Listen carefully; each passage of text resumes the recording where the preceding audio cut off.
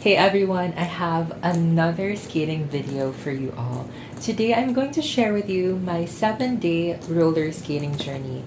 Take note that this is not a tutorial video, and if you want to learn from professionals and from experts, I'm not that person. And I will link some below just so that you can learn as well from them.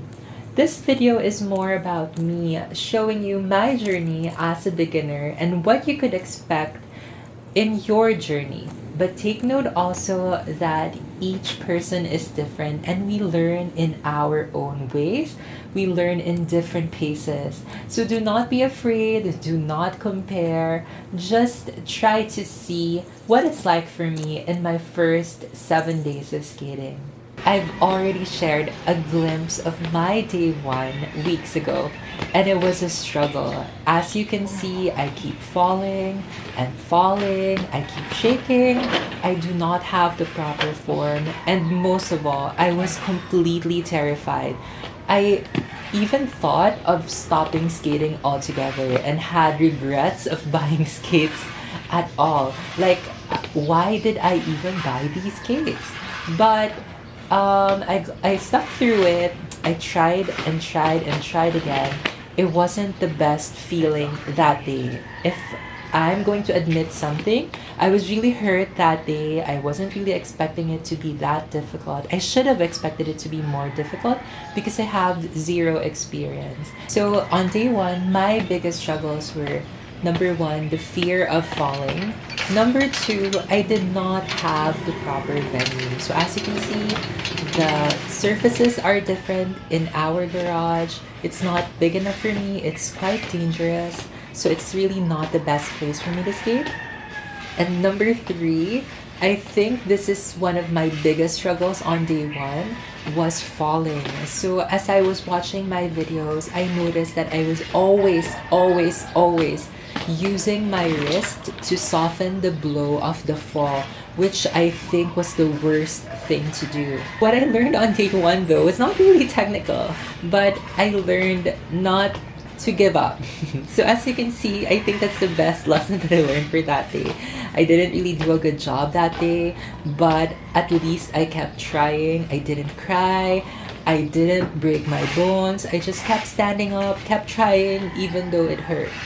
So day two, I finally moved to a bigger venue. So I went to the East Deck. To those who are living here in the East, we have a good venue for us skaters. And because I felt so much pain from the day before, I decided to do some stretches. I felt like I was in a lot of pain, not just because of the fall, but because I wiggled too much. I felt like I was suffering from whiplash or something.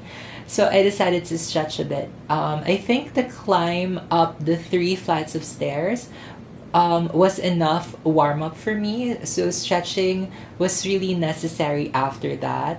What I didn't notice immediately when I first started skating at the East Deck was that the floor was not really even, or it's not really completely flat. So as you can see, there were curves, and I think gravity is pulling me towards the deepest part of the floor. So as you can see, that's the drain. So as you can see, I was so shaky. I was so afraid.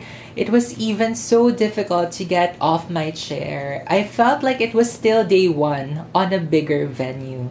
And just like day one, of course, there were lots of falls.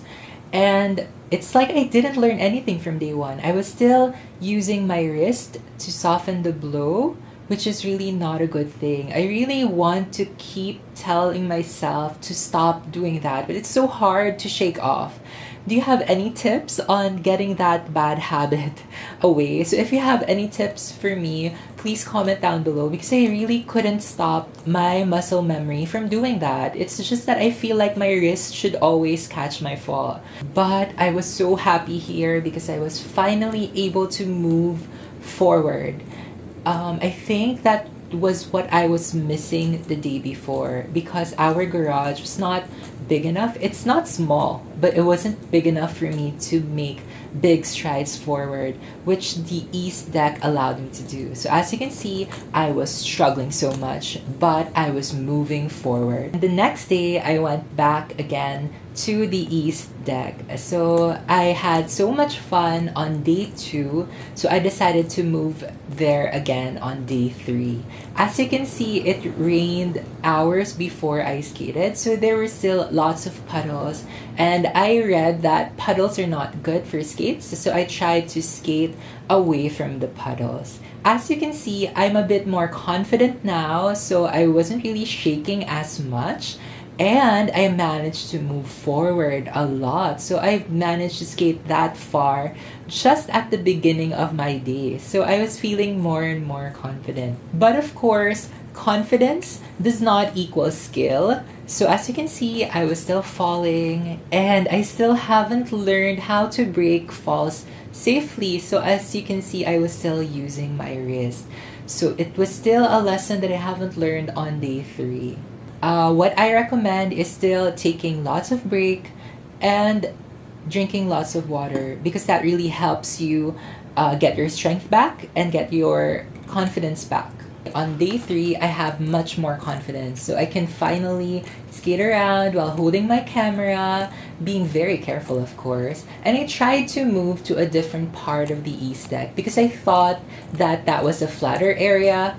But actually I was wrong. So it only looked flat because it was painted a single color, but it was actually bumpier and it was really more curved than the track. So I had more trouble here than the track.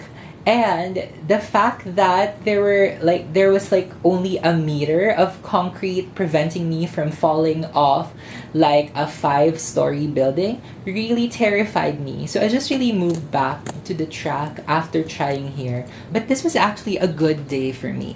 I didn't fall as much. And I realized that I was finally looking forward. I was trying to bend my knees. And I wasn't as wobbly as I was. Unfortunately, I got sick, so I had to take a break for a week. I got tested for COVID and I tested negative. So after like a week of rest, I was back to skating.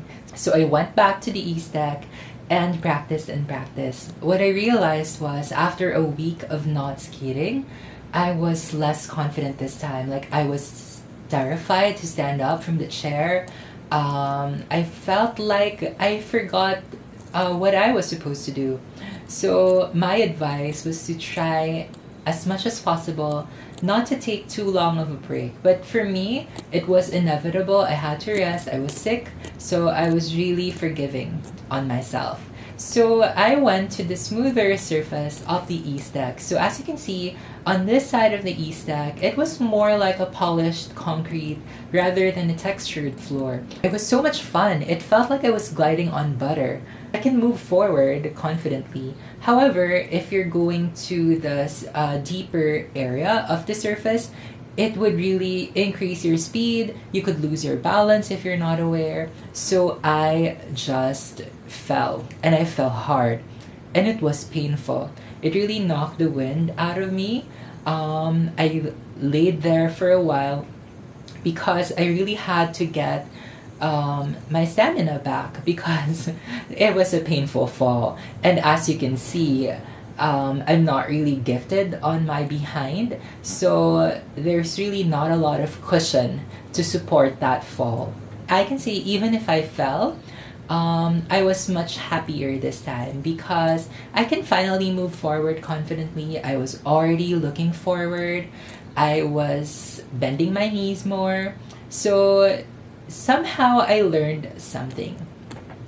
On day 5, I went back to the east deck and I skated on the smoother surface at the beginning of my day. It was so fun. However, there were lots of dips on the floor, so it was really hard. I thought that I could practice bubbles today on this surface, but I realized that this was not really the exact place where I should practice my bubbles because it was too bumpy and it wasn't really good.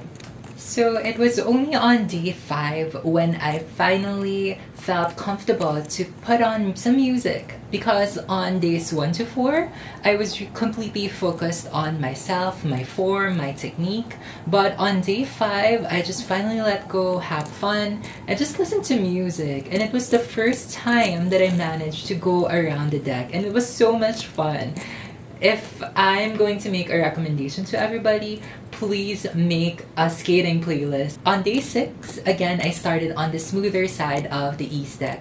I had so much fun here. I didn't fall anymore because I already knew the technique, and I finally learned that if the part gets bumpy or dusty or whatever, I should really skate lower. I should bend my knees more just so that I don't fall as hard, and I don't fall at all. After that, I moved to the rougher surface to practice some of my stops. So I focused on trying to master the plow stop. And other than that, I also practiced balancing on each foot. So I realized that it's really important to learn to balance on both feet. So, or actually, not really both feet. You should learn to balance on one foot and the other. And you can see that on day 6, I really explored the east deck. I didn't just stay on the tracks, I went to the middle, and there are lots of pretty things in the middle. The surface was really smooth. I had so much fun. And I went around several times the east deck. So when you go around the east deck, you would skate on many different surfaces because the surfaces change as you go around or move around the deck. And I had so much fun. And I think that's why I got the horrible tan line, because I was skating so much under the heat of the sun. On day 7, it was raining and I couldn't really go to the east deck. But thankfully, I got permission to skate in the basketball court, so I was so happy skating here. I love the surface of our basketball court. It wasn't perfect. There were a few bumps, there were a few leaves, there were a few rocks.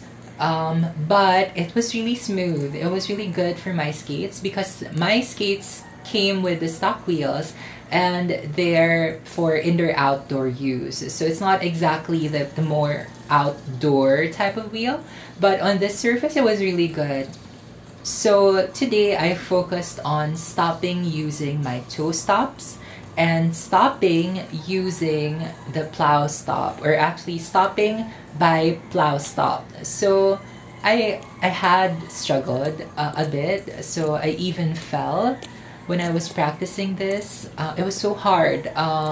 Even though I feel like I already felt comfortable balancing on each foot, I still felt like it's not my business to raise one foot just so that I could use my toe stop. So that was what I was trying to be comfortable with. But as you can see, after a few tries, I think I managed to stop using my toe stop.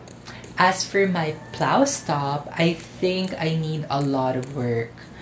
It's on day 7 that I realized that I can really skate around in circles. So now, as you can see, I'm moving around, I'm moving forward. I wasn't even stopping, I was really turning. So I can skate around in circles now. So now I can finally say that I can not just be an extra in the Jessica Simpson music video, I could actually be a co-star. I could be like Christina Milian or something. And I really enjoyed it. I was really having fun. I spent a lot of time skating this day. I think I skated for about 2 hours this day. I already have a skating playlist with lots of good tunes on it. I really enjoy that. If you want a link to my Spotify playlist, I'll put it down below. It was such a fun day of skating, and I realized I'm really confident now. And if it's really just casual skating, I finally learned how to skate casually, and I can finally stop, like, in a way.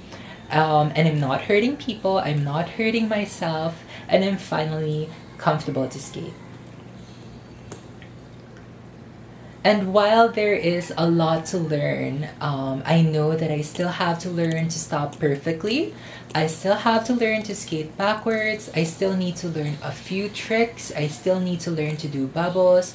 I was really happy with my 7-day progress. As you can see, I'm skating forward, I'm not falling, I was really happy, I was really enjoying myself. And for skaters out there, it's really just about having fun and not hurting yourself, right? So, in conclusion, I think my 7 day journey was not so bad. I actually really enjoyed myself and I managed to learn a skill. It's not perfect, but I was really enjoying myself. And this is just the first 7 days. Who knows what I could do after 14 days or 30 days? So I will keep you updated on my skating journey. Thank you so much for watching. I hope you enjoyed this video just as much as I enjoyed skating. I will see you again next time.